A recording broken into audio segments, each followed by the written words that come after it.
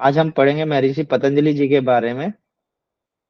तो मेरे को कोई बता दीजिए थोड़ा बहुत महर्षि पतंजलि जी के बारे में आप लोग क्या जानते हैं वो बता दीजिए, थोड़ा बहुत जो भी आप जानते हैं। सर उनकी माँ का नाम गणिका था, गुणिका। और मुझे हम्म। हमें पता है कि वो प्रेयर कर रही थी, हाथ में अंजलि दे रही थी सूर्य देवता को। तो उनके हाथ में कुछ आके गिरा और उन्हें देखा तो डर से हाथ से नीचे गिरा दिया।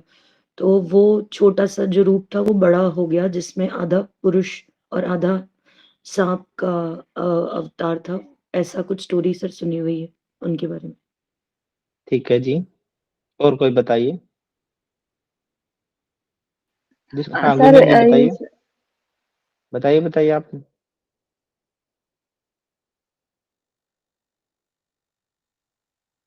बोलिए बोलिए, इच्छा जी बोल रहे थे, कौन बोल रहे थे?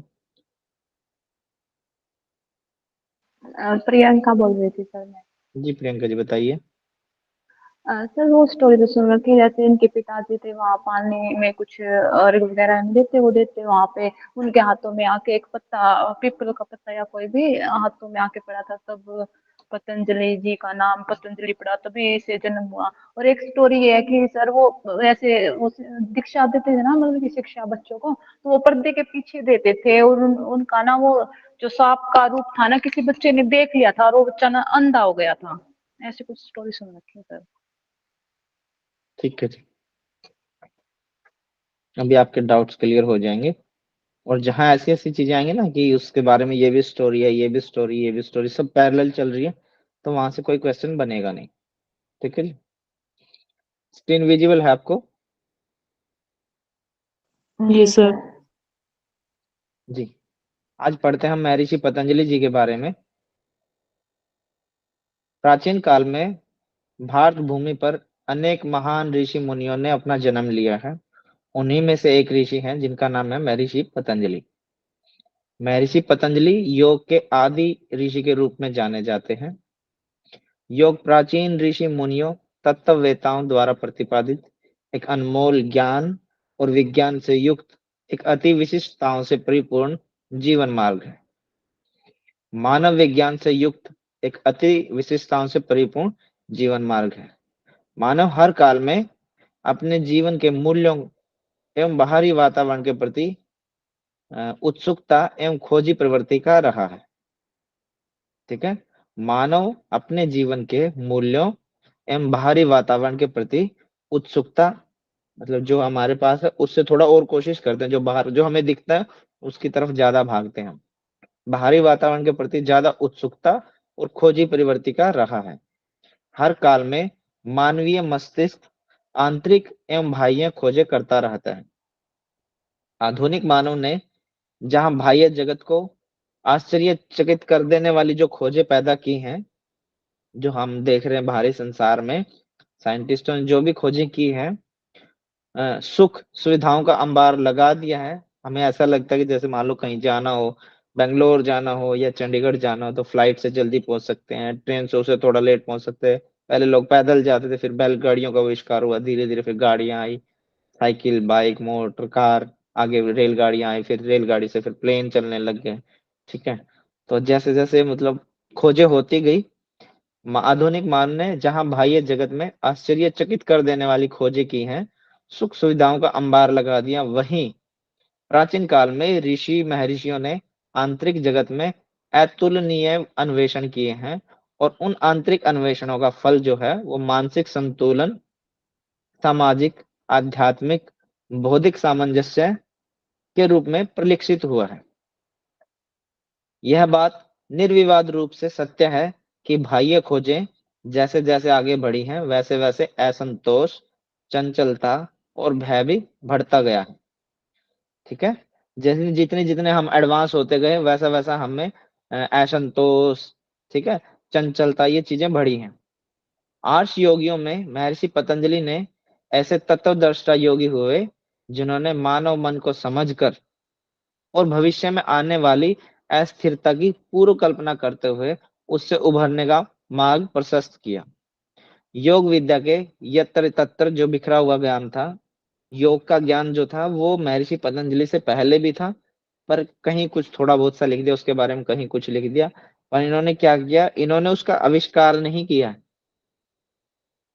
जो इधर उधर बिखरा हुआ था, जो कहीं थोड़ा बहुत लिख रखा था कहीं, उसको सारे को इकट्ठा किया एक जगह और फिर उसको सीक्वेंस में लगाया। ये काम महर्षि पतंजलि जी ने किया। ठीक है। बिखरे हुए ज्ञान को इन्होंने ही एक सूत्र में पिरोया और समाज को एक उत्कृष्ट, बेजोड़ और सटीक शब्दावली के साथ योग सूत्र नामक ग्रंथ दिया। देश, काल, धर्म और लिंग, लिंग मतलब जाति से संबंधित है, लिंग की सीमाओं से परे सार्वभौम सत्य का प्रतिपादन करने वाला योग सूत्र युग दृष्टा महर्षि पतंजलि की अनुपम कृति होने के साथ साथ इनके उच्च आध्यात्मिक मनोभूमि के दर्शन भी कराती है। ये तो इनके बारे में थोड़ा सा योग सूत्र के बारे में है। अब पढ़ते हैं महर्षि पतंजलि जी का जीवन परिचय। इनके जन्म के विषय में बहुत सारी कथाएं प्रचलित हैं, परंतु कुछ प्रमाणों से पता चलता है कि पतंजलि ऋषि जो है पाटलिपुत्र के जो राजा थे पुष्य, उसके मित्र थे संगु, संगु के समकालीन जो 185 से 149 ईसा पूर्व थे, तो उस समय के मानते हैं। कुछ कथाएं ऐसी हैं कि उनके अनुसार पतंजलि का जन्म 185 से 149 ईसा पूर्व है। महर्षि पतंजलि ने राजा पुष्यमित्र का अश्वमेध यज्ञ भी संपन्न करवाया था। महर्षि पतंजलि जो थे, उन्होंने जो राजा था उस समय एक, उसका नाम था पुष्यमित्र, उसका अश्वमेध यज्ञ होता है, उसको संपन्न करवाया था। यानी कि वो वहां पे थे, उन्होंने उस यज्ञ को करवाया था। ठीक है। एक और कथा के अनुसार है जो द बौद्धलिक है। जब बोथलिक के मतानुसार इनका समय जो है वो 200 ईसा पूर्व है। यहाँ 185 से 149 आ गया और यहाँ 200 ईसा पूर्व होगा। एक और कथा है कीथ के अनुसार, जो राइटर है कीथ, कीथ के अनुसार महर्षि पतंजलि जी का जन्म जो है, उनका जो समय है जन्म का, वो 140 से 150 ईसा पूर्व है। ये मुख्य मुख्य बता रहा हूं मैं आपको, वैसे तो बहुत सारी है।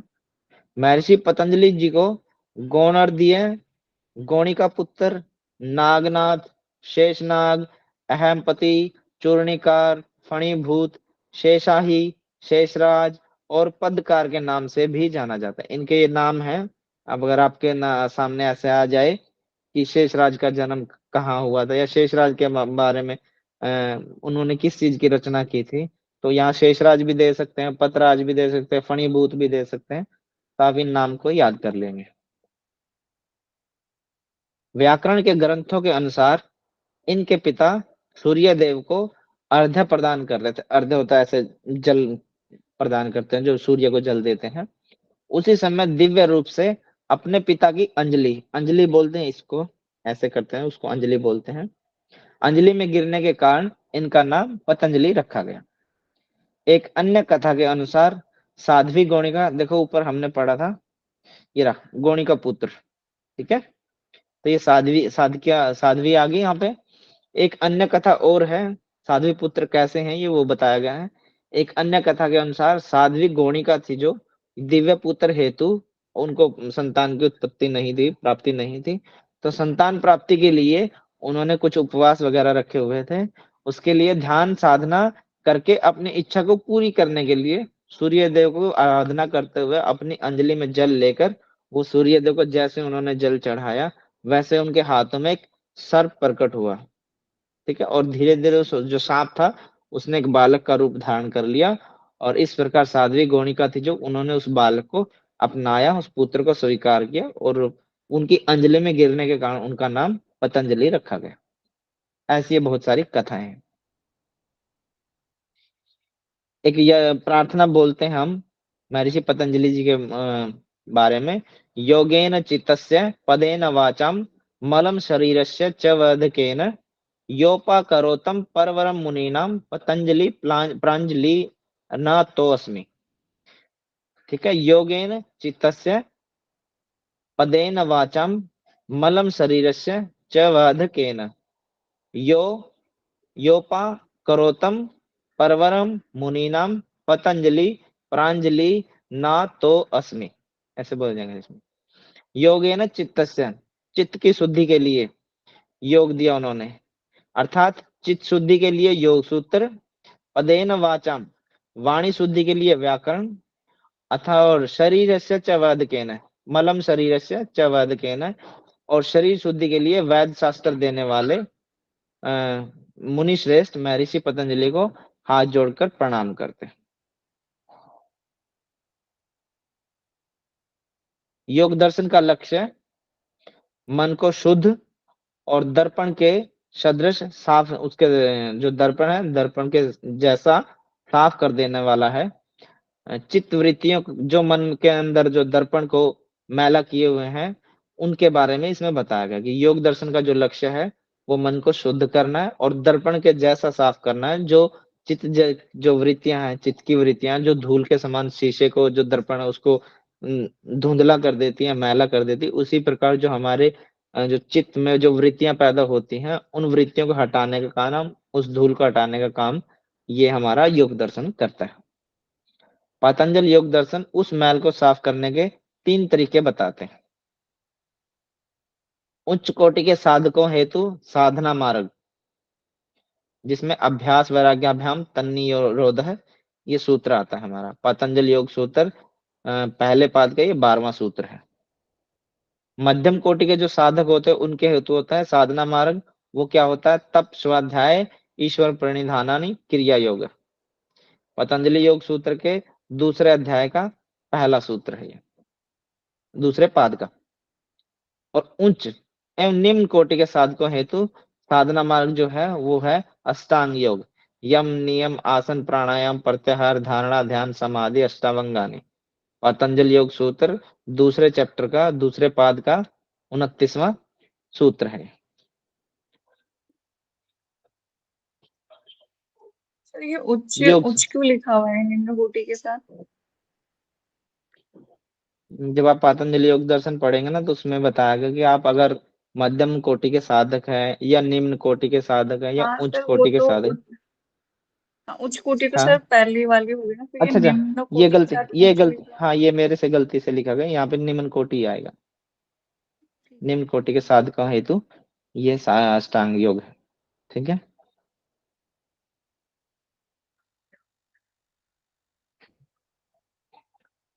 योग सूत्र 6 भारतीय आस्तिक दर्शनों में से, 1 मिनट रुकिएगा।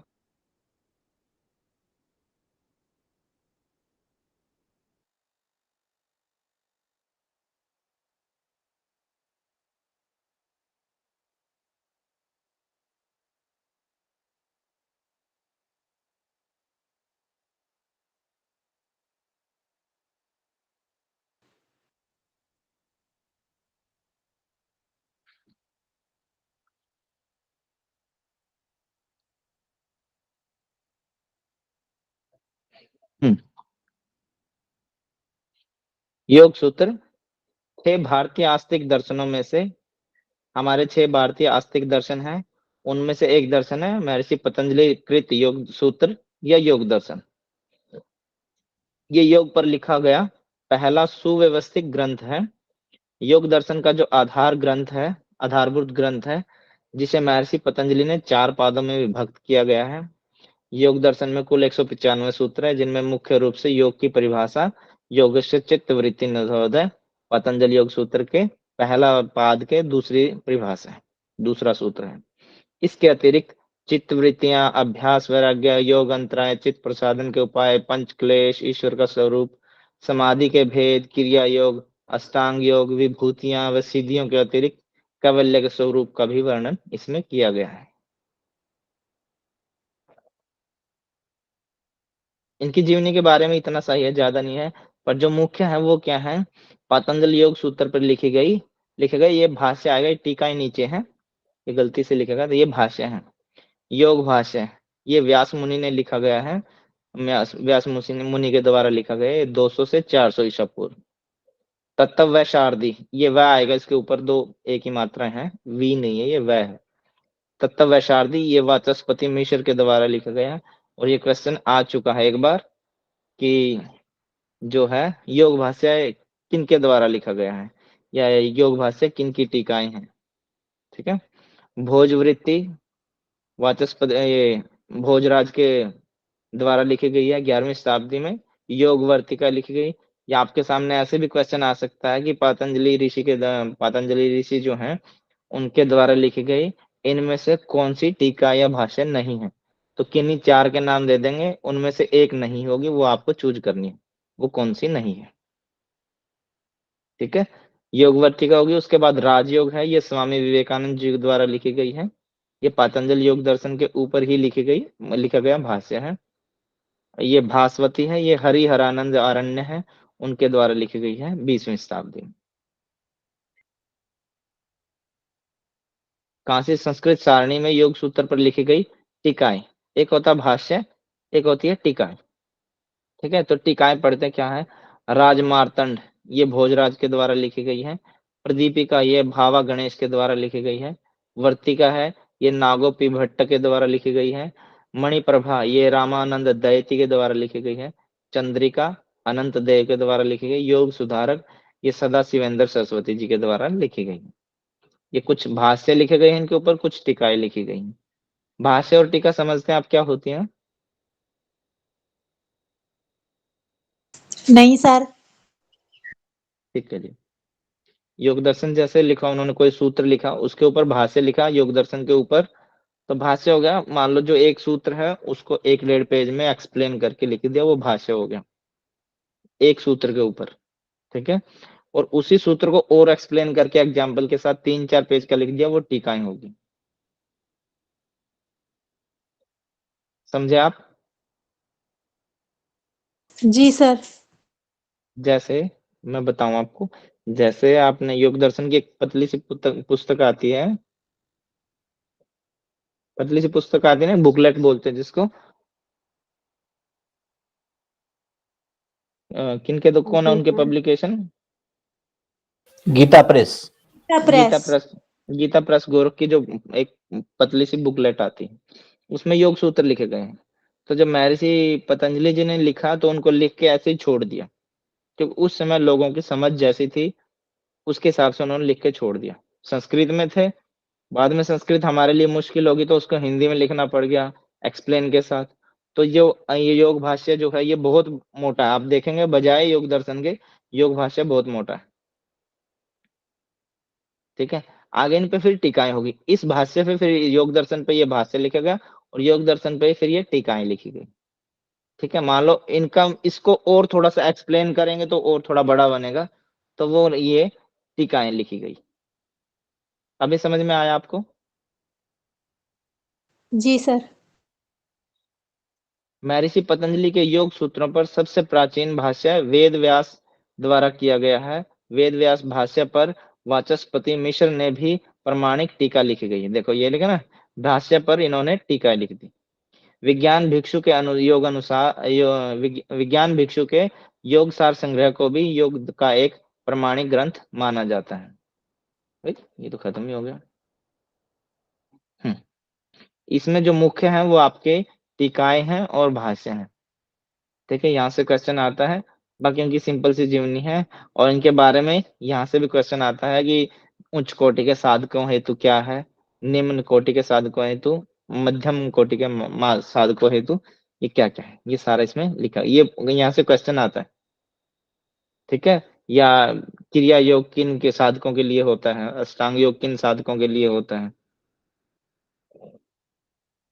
और जब आप इंडियन फिलोसफी पढ़ेंगे, षड दर्शन पढ़ेंगे, उनमें भी आपको आएगा, पर वहां पे इतना डीपली नहीं पढ़ाएंगे सर, क्योंकि इसमें है ही नहीं, बस ये बाकी तो आप पतंजलि योग दर्शन पढ़ ही रहे हैं। सर ऊपर से स्क्रॉल करेंगे एक बार, पिक्चर्स ले लें। जी, लो जी, छोटा करो।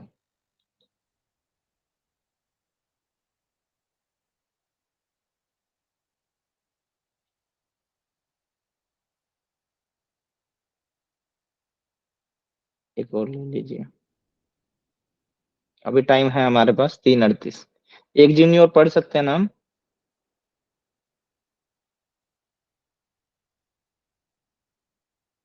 जी सर। ठीक है जी।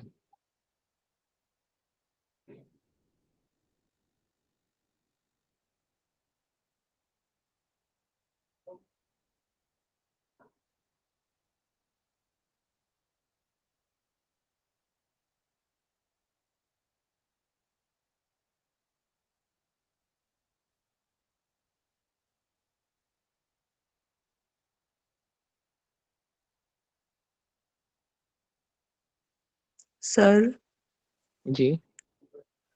क्या फर्स्ट पेपर में ये मतलब जीवन परिचय के अलावा और भी टॉपिक है क्या फर्स्ट यूनिट में? हाँ, और भी हैं जी आपके। और सर जैसे आपने आयुर्वेद पढ़ाया फंडामेंट है। फंडामेंटल ऑफ योग उसमें है। Okay sir. और जो 7 यूनिट आपने आयुर्वेद की पढ़ाई है उसमें भी आयुर्वेद के अलावा और भी टॉपिक है ना? हाँ जी, ओके सर। सब पढ़ाए जाएंगे आपको। हो गया सबका डन? सर इससे ऊपर वाला दिखाइए ना। इससे ऊपर का?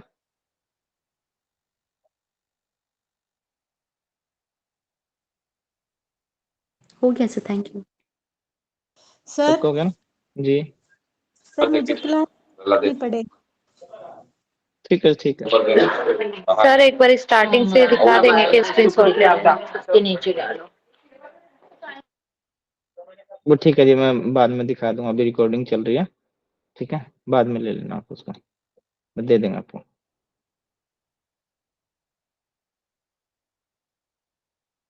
स्क्रीन विजिबल है ना आपको? जी सर। जी।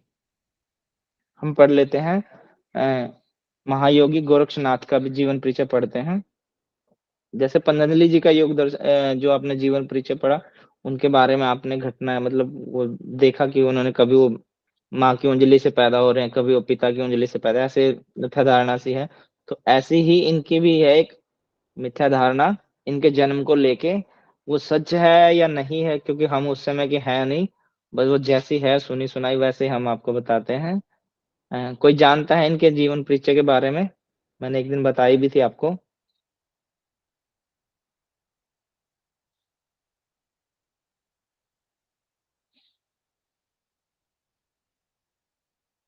कोई जानता है इनके जीवन परिचय के बारे में थोड़ा बहुत?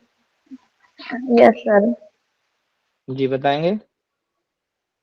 सर आपने बताया था वो जैसे कि ना कोई लेडीज थी, वो पहले के टाइम में ऋषि मुनि भिक्षा के लिए आते थे ना, तब उन्होंने मतलब कि वो लेडीज बहुत परेशान थी, उन वो ना ऐसे कोई उन्हें बहूत दी थी जो हम्म।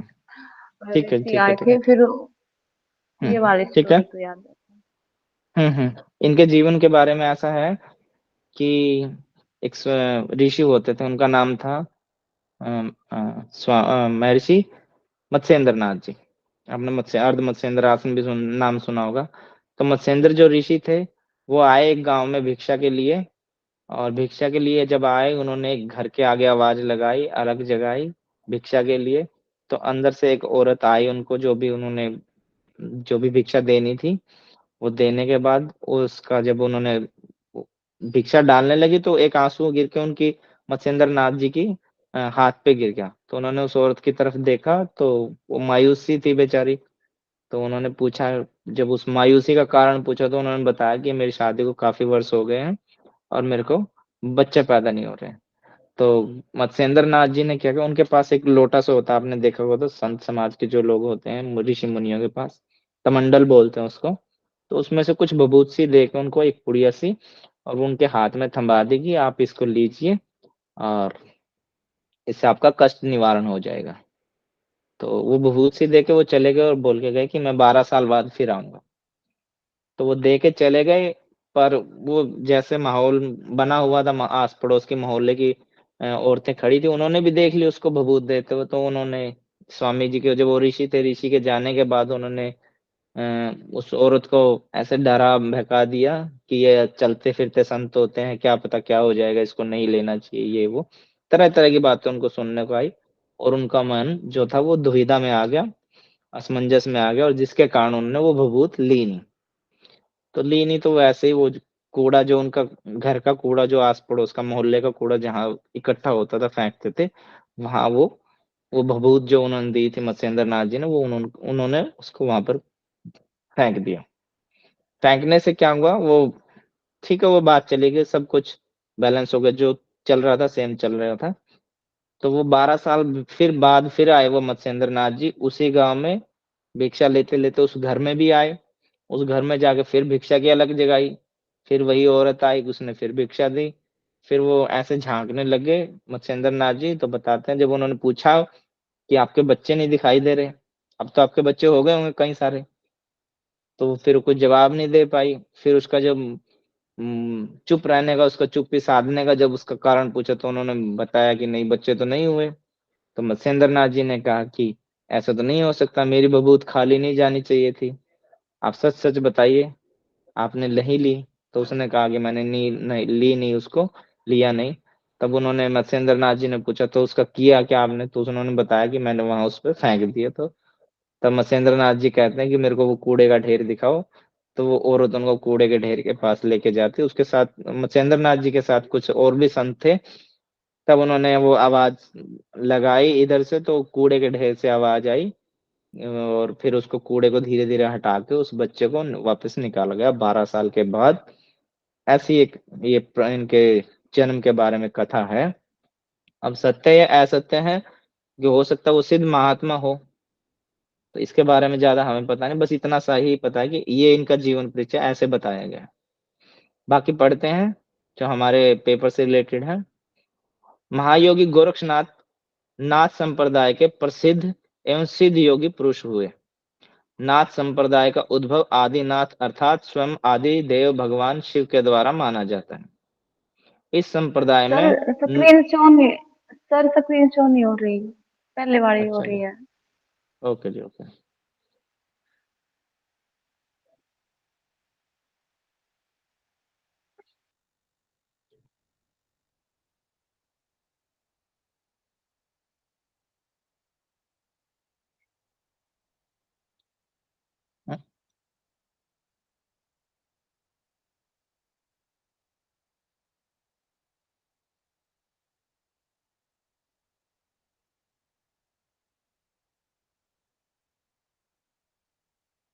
यार ये ऐसे कैसे हो गया भाई?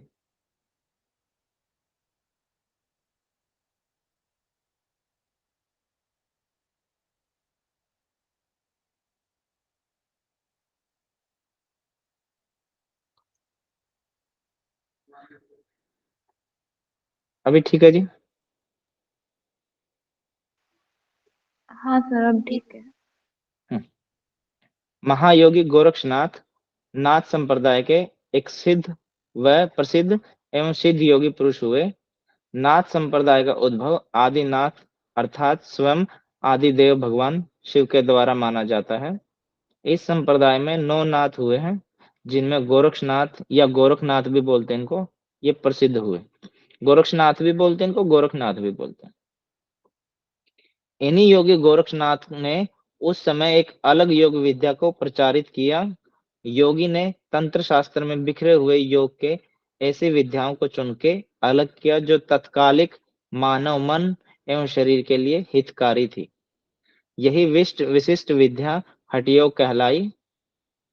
ऐसा माना जाता है कि हठ योग का ज्ञान परम शिव ने मां पार्वती को दिया था, और जब भगवान शिव पार्वती को ये ज्ञान दे रहे थे, वही ज्ञान मां पार्वती से मत्स्येंद्र नाथ जी के पास, और मत्स्येंद्र नाथ जी से ये गोरखनाथ जी को प्राप्त हुआ, और इन्होंने इस विद्या का प्रचार प्रसार किया। यह योग शरीर से मन को साधने की विद्या बताता है। प्राणों पर नियंत्रण इसी माध्यम से किया जाता है, इसी के माध्यम से किया जाता है। निश्चित रूप से साधारणतः जो लोगों से साधक तक इस समय को पहुंचाने का जो श्रेय है, वो योगी गोरक्षनाथ जी को ही जाता है। जो सामान्य लोग थे, सामान्य लोगों में जो योग की लहर जो लेके आए थे, वो गोरक्षनाथ जी थे। उससे पहले संत समाज के जो लोग थे, जो ऋषि मुनि थे, वो ऋषि मुनियों तक ही रखते थे। इन्होंने सामान्य लोगों तक लेकर जो आए, वो ये आए। ठीक है, जैसे आपने सुना होगा, तो पहले जैसे गुरुकुल में दी जाती थी ये विद्या। उसके बाद जब आप घेरण संहिता के बारे में पढ़ेंगे, तो एक ऋषि घेरण थे, वो जाते हैं, वो राजा होते हैं, राजा घेरण नहीं, ऋषि घेरण, उनके पास राजा चंड कपाली जी जाते हैं, तो राजा को वो ज्ञान देते हैं। उससे पहले वो देते नहीं थे किसी को। और ऐसे ही ये गोरक्षनाथ जी जो थे, इन्होंने आम जनमानस को, जो साधारण लोगों थे, साधारण लोगों को साधक तक, साधारण लोगों से लेके और साधक तक इस ज्ञान को जो पहुंचाने का श्रेय जाता है, वो स्वामी योगी गोरक्षनाथ जी को जाता है। योगी राज गोरक्षनाथ के जन्म को लेकर अलग अलग विद्वानों के अलग अलग मत हैं। कोई 13वीं शताब्दी का, तो कोई 10वीं शताब्दी का, कोई 12वीं सदी का, ऐसे बताते हैं। 12वीं सदी के बीच तो कई इतिहासकार 10वीं सदी से 14वीं सदी के बीच बताते हैं। कुछ विद्वानों के अनुसार इनका जन्म रायबरेली के पास जायस नामक कस्बे में हुआ, तो कुछ के अनुसार रावलपिंडी में, तो कुछ के अनुसार गोदावरी तट पर चंद्रगिरी नामक ग्राम में माना जाता है। इनके गुरु इनके गुरु मत्स्येंद्र नाथ थे, जो समय एक श्रेष्ठ सन्यासी और तत्ववेता, जो वास्तविकता को जानने वाले होते हैं, वो थे। और इन्हीं से हठ विद्या का उपदेश इन्होंने प्राप्त किया था। जो जब ये बताया, उस स्टोरी में बताया कि जब कूड़े के ढेर से इनको निकाला गया, तो वहां के जो मोहल्ले की जो औरतें थी, वो सब देख के चकित रह गई। और इन्होंने फिर उस औरत को दिया नहीं, अपने साथ ले गए थे इस बच्चे को। और ये 12 साल का परिपूर्ण बच्चा था। ऐसे बताते, ये नहीं कि छोटा बेबी हुआ ना, 12 साल का था पूरा। और इसको अपने साथ ले गए, तो इनको फिर ये अध्यात्म की और ये धर्म की शिक्षाएं दी, और बाद में फिर वो गुरु गोरक्षनाथ के नाम से प्रसिद्ध हुए।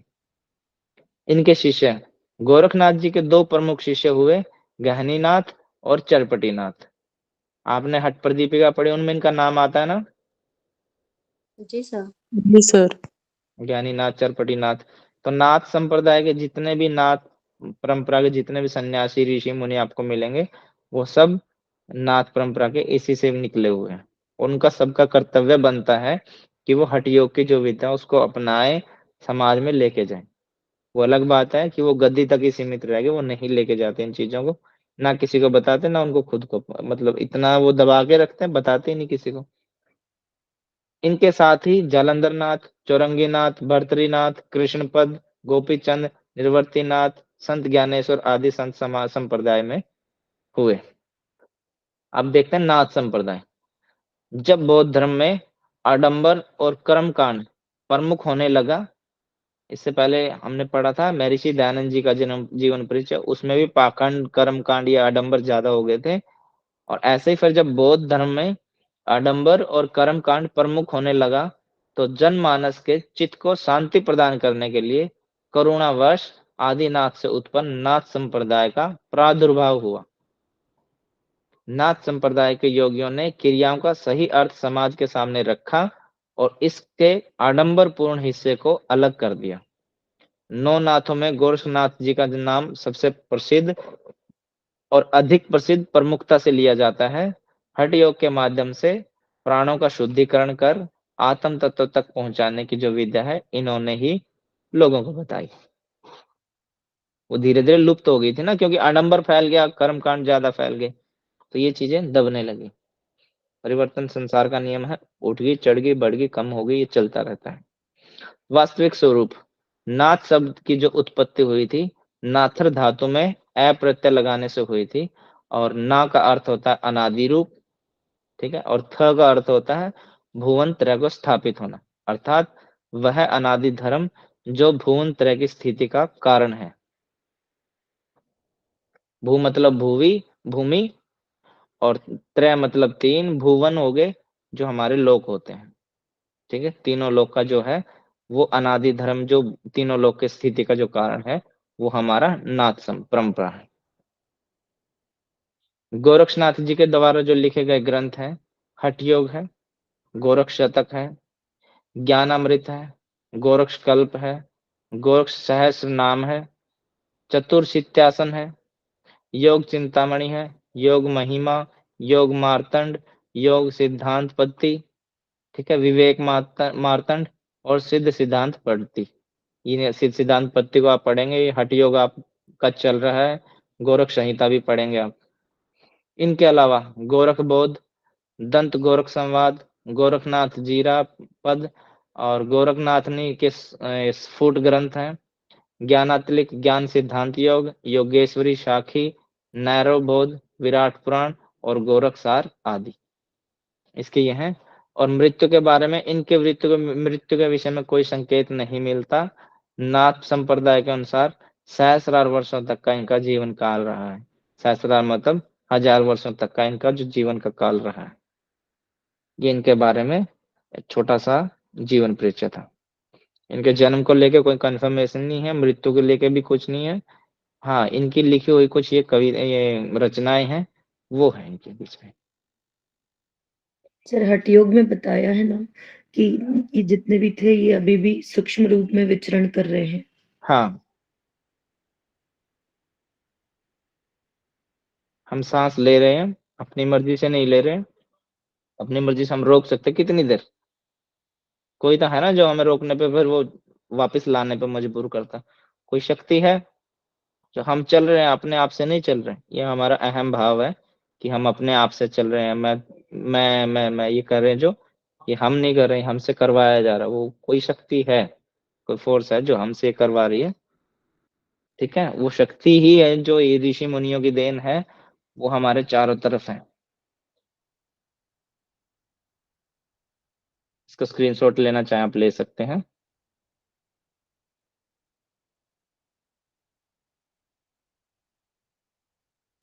सर ये पीडीएफ तो शेयर करेंगे ना सर?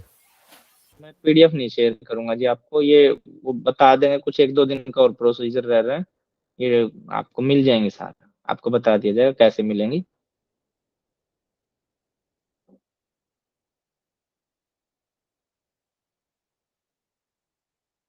अभी आप स्क्रीनशॉट ले सकते हैं।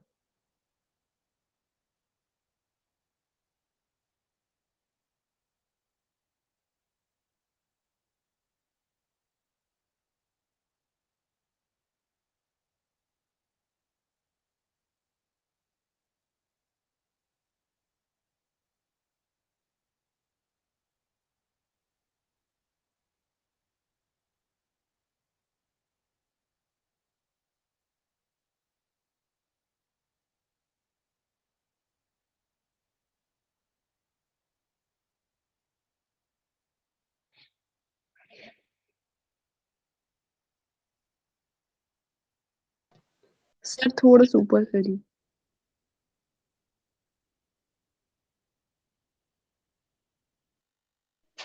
हो गया सर।